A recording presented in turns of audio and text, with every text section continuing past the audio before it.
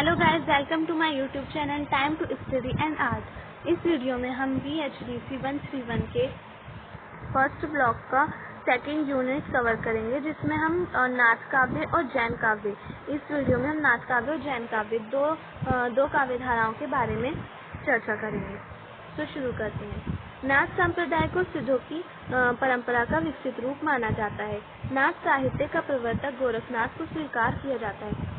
यानी कि नाथ संप्रदाय जो था तो सिद्ध लोग जो थे उनकी उसमें जो बुराइयां हो गई थी, तो उनको खत्म करने के लिए नाथ संप्रदाय आया था। तो इसलिए इसे सिद्धों की परंपरा का विकसित रूप कहते हैं। सिद्ध जो थे उन्होंने नारी भोग में विश्वास रखते थे वो, और तंत्र मंत्र करते थे, तो इसलिए इसको खत्म किया और एक नाथ संप्रदाय की स्थापना हुई। गोरखनाथ ने इसकी स्थापना की। इस संप्रदाय के रचनाकारों ने सिद्ध साहित्य को और अधिक पल्लवित किया, यानी कि सिद्ध साहित्य को और अधिक बढ़ाया इस संप्रदाय के लोगों ने, रचनाकारों ने। इनकी साधना सिद्ध साधना से अलग है।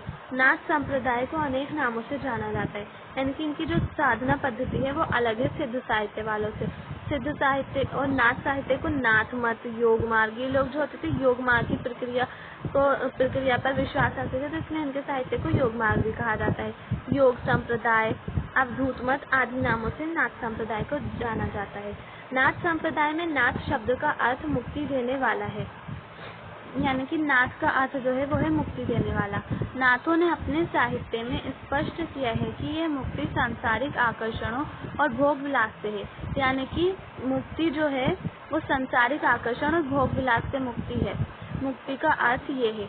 इस प्रकार नाथ संप्रदाय के योगियों ने निवृत्ति के मार्ग पर जोर दिया तथा उन्होंने गुरु को ही इस मार्ग का मार्गदर्शक माना।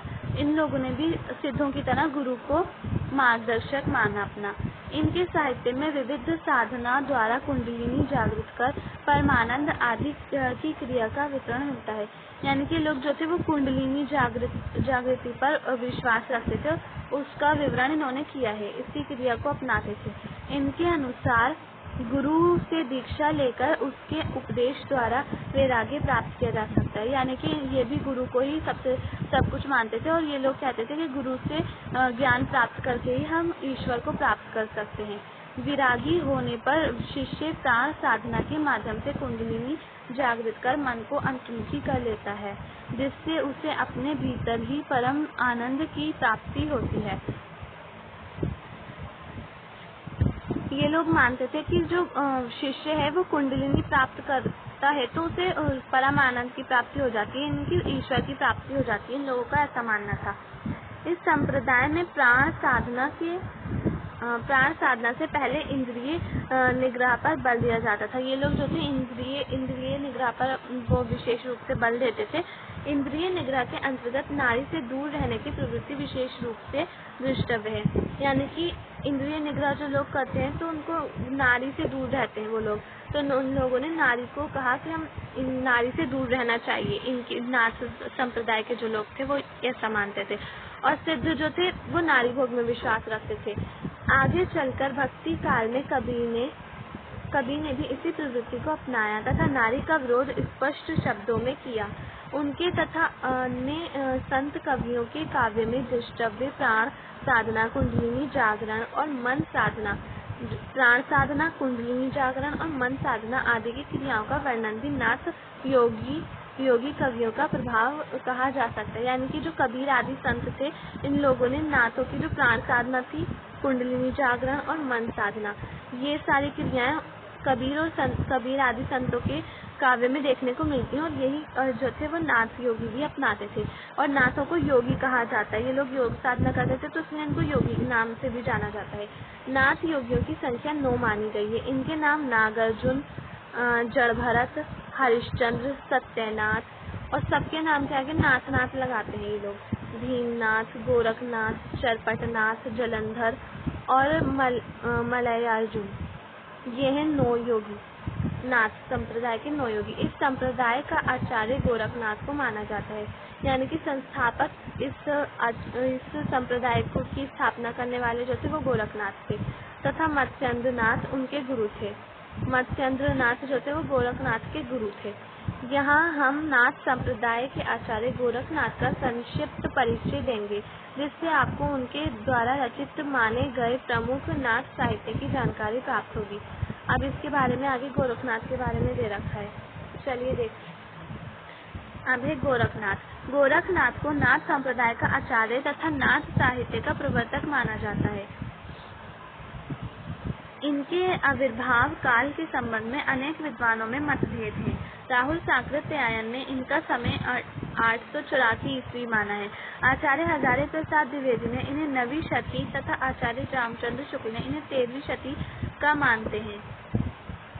यानी कि जो विद्वान हैं ये मानते हैं कि सारे विद्वान अपने अपने अलग अलग विचार देते हैं, मत देते हैं कि ये जो गोरखनाथ थे उनका अलग अलग समय बताते हैं। राहुल साकृत्यायन 845 ईस्वी मानते हैं और आचार्य हजारी प्रसाद द्विवेदी जो है वो 9वीं शताब्दी मानते हैं और आचार्य रामचंद्र शुक्ल 13वीं शताब्दी मानते हैं।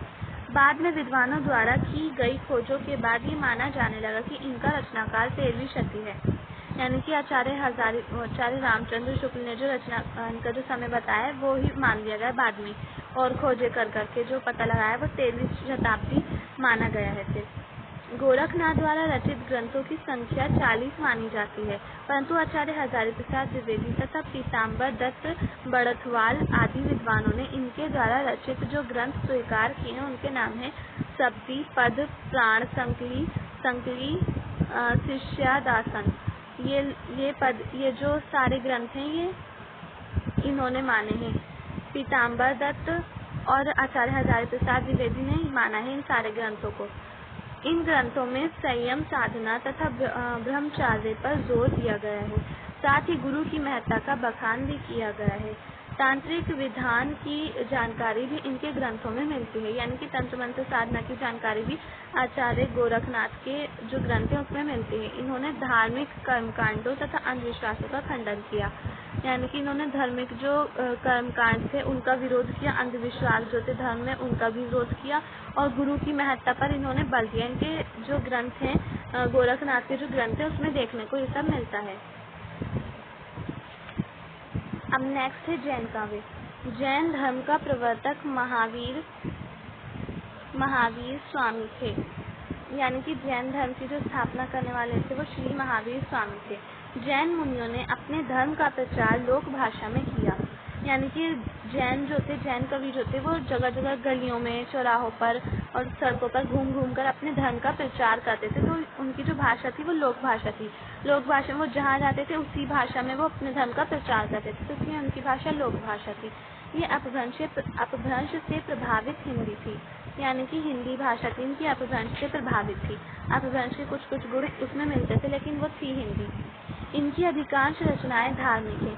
जैन काव्य के जो लोग थे उनकी जो रचनाएं हैं वो धार्मिक हैं, वो अपने धर्म का ही प्रचार करते थे, तो इसमें धार्मिक रचनाएं हैं जिनमें जैन संप्रदाय की नीतियों का प्रमुख रूप से उल्लेख है। इनके जो ग्रंथ हैं उसमें इनकी संप्रदाय की जो नीतियाँ थीं और विशेषताएं थीं और जो नीतियाँ थीं वो सब इसमें देखने को मिलते हैं। इन कवियों की कृतियाँ रास, फागु, चरित आदि काव्य आदि विविध काव्य रूपों में प्राप्त होते हैं, यानी कि रस, फागु, चरित्र आदि जो काव्य रूप हैं इनके रूप में इनकी वो काव्य मिलते हैं। इन कृतियों में उपदेशात्मक प्रवृत्ति की प्रधानता है। चरित काव्यों में प्रसिद्ध पुरुषों की कथा का वर्णन है, परंतु उनमें भी धार्मिक भावनाओं की प्रधानता है। प्रमुख रास काव्यों में प्रेम, विरह तथा युद्ध आदि का वर्णन है।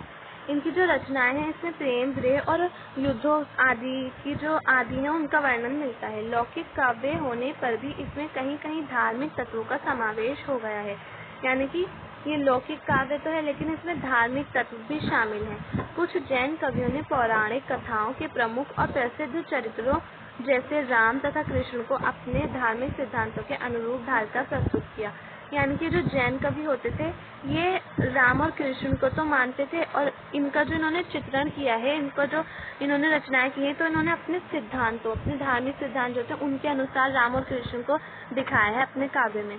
इनके अतिरिक्त जैन कवियों ने रहस्यवादी काव्यों की भी सृष्टि की है, यानी कि रहस्यवाद भी इनके काव्य में देखने को मिलता है। वास्तव में इन कृतियों की भाषा ही अधिक शिष्ट और परिनिष्ठित है। इसमें योगिंदु मुनि रचित परमात्मा प्रकाश और दोहा पाहुड़ तथा मुनि रामसिंह द्वारा रचित पाहुड़ दोहा उल्लेखनीय है। योगिंदु मुनि जो थे उन्होंने ये परमात्मा प्रकाश और दोहा पाहुड़ ये लिखी थी, और मुनि रामसिंह जो थे इन्होंने पाहुड़ दोहा ये रचनाएं की थी। जैन कवियों में रासो काव्यों के अतिरिक्त जिन प्रमुख कवियों का उल्लेख किया जाता है वे स्वयंभू तथा पुष्पदंत हैं। हम इन दो मुख्य जैन कवियों तथा उनकी प्रमुख रचनाओं का उल्लेख यहाँ करेंगे, यानी कि इनके जो प्रमुख जो कवि हैं उसमें स्वयंभू और पुष्पदंत हैं। तो हम इनके बारे में देख लेते हैं थोड़ा सा। फर्स्ट है स्वयंभू। तो स्वयंभू इन्हें अपभ्रंश का प्रथम जैन कवि माना जाता है, यानी कि इन्होंने अपभ्रंश भाषा में रचनाएं की थी, तो इन्हें अपभ्रंश का प्रथम जैन कवि, पहला जैन कवि माना जाता है। अनुमानतः इनका जन्म 7वीं शताब्दी में हुआ, यानी कि अनुमान लगाया जाता है कि इनका जन्म 7वीं शताब्दी में हुआ होगा। इनकी उल्लेखनीय कृतियाँ 3 हैं, जिनके नाम ऋक्षुडेमीचर्यु, पौमचर्यु तथा स्वयंभू छंदस है। पौमचर्यु उनका प्रसिद्ध ग्रंथ है।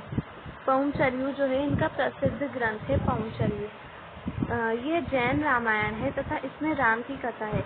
पौमचर्यु जो है इसमें राम की कथा है, रामायण से संबंधित है, राम की कथा इसमें देखने को मिलती है। स्वयंभू ने जैन धर्म की रीति नीति के अनुसार राम कथा में परिवर्तन किया है, यानी ये जो स्वयंभू हैं इन्होंने राम कथा में थोड़ा बहुत परिवर्तन किया है जैन धर्म की परंपरा के अनुसार। अपनी इस कृति में कवि ने कुछ नवीन प्रसंगों की संरचना भी की है। इन्होंने अपनी इस कृति को 5 खंडों में विभक्त किया।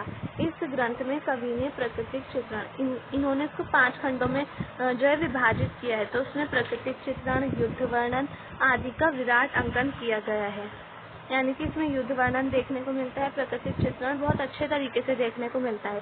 इस कृति के काव्य सौंदर्य के आधार पर ही स्वयंभू को अपभ्रंश का वाल्मीकि कहा जाता है, यानी कि इन्होंने जो इस कृति का, यानी कि इन्होंने जो अपनी रचना की है पौमचर्यु, इस कृति को इन्होंने इतने अच्छे से बताया, इतने अच्छे से इसमें इन्होंने रचना की है, इतने अच्छे से लिखा है और उसका काव्य सौंदर्य इतने अच्छे तरीके से किया है कि इन्हें स्वयंभू को अपभ्रंश का वाल्मीकि कहा जाने लगा। राहुल साकृत्यायन ने स्वयंभू द्वारा रचित इस रामायण को हिंदी का सबसे पुराना और उत्तम काव्य माना है। हिंदी का सबसे पुराना और उत्तम काव्य राहुल साकृत्यायन ने माना है पौमचर्यु को, स्वयंभू द्वारा रचित जो काव्य है। आप सेकंड देख लेते हैं पुष्पदंत। सेकंड है पुष्पदंत। अब इनके बारे में थोड़ा सा पढ़ लेते हैं। पुष्पदंत का आविर्भाव काल 10वीं शती के प्रारंभ से माना जाता है। पुष्पदंत का जो है माना जाता है कि 10वीं शताब्दी में रहे होंगे, इनका समय 10वीं शताब्दी माना जाता है। पहले ये शैव थे परंतु बाद में जैन धर्म में दीक्षित हो गए। पहले ये शैव मत को अपनाते थे, बाद में जैन धर्म में इन्होंने शिक्षा प्राप्त की और उसी में ही रहने लगे, उसी को ही मानने लगे। इनकी उल्लेखनीय कृतियाँ तीर्थनीति, महापुरुष और गुणलंकार, महापुराण तथा राय कुमार चर्यु ये हैं। अपभ्रंश साहित्य की स्मृति तथा हिंदी भाषा के विकास में जैन कवियों का उल्लेखनीय स्थान है। वस्तुतः अपभ्रंश ने हिंदी भाषा की पूर्व पीठिका के रूप में कार्य किया। हिंदी के प्रारंभिक स्वरूप को प्रारंभ करने में इस साहित्य का सर्वाधिक योगदान रहा है। तो आज की वीडियो में सिर्फ इतना ही। प्लीज़ मेरे चैनल को लाइक करें, शेयर करें एंड सब्सक्राइब करें। और मैंने ये जो जैन काव्य, सिद्ध काव्य और नाथ काव्य से रिलेटेड कुछ नोट्स बना रखे हैं, वो भी मैं आप लोगों को शेयर कर दूँगी, वीडियो बनाकर डाल दूँगी, शायद आप लोगों के लिए हेल्पफुल रहेंगे।